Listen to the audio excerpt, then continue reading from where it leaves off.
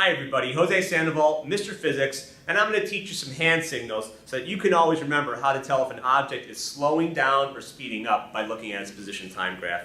Let's take slowing down in the first case. You see with slowing down, an object's position time graph goes from having a steep slope where the object is moving very, very quickly, because if you remember, velocity is the slope of the position time graph.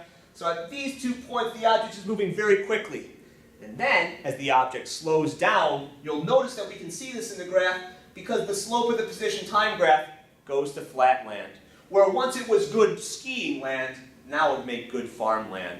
And the slope of this line, horizontal line, that is tangent to the curve at these 2 points is about 0. It's 0, which means that the object goes from going fast to going 0 velocity. It slows down.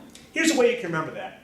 Over here, this top curve, this is a bit like a teacup that you have to hold in your hand. So if you see, my arm kind of curves down. At the beginning, it's got a very, very steep slope. But by the end, in order to make sure that I don't drop this teacup, I have to keep my hand very flat. And you see the object kind of slows down. Now, if we kind of invert our arm and flip it over here, we can kind of create this other hand signal, which is almost like a crest of a wave. Or you have to be this tall to ride this ride at the amusement park.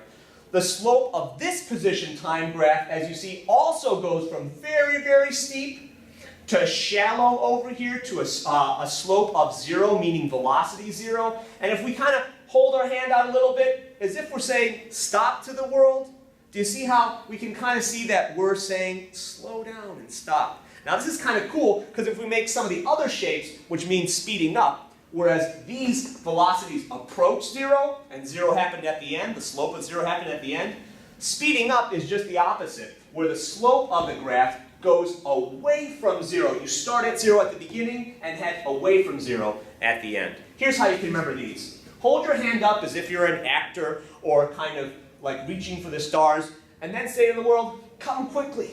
What you're doing right now is you're memorizing that this graph tells you to speed up.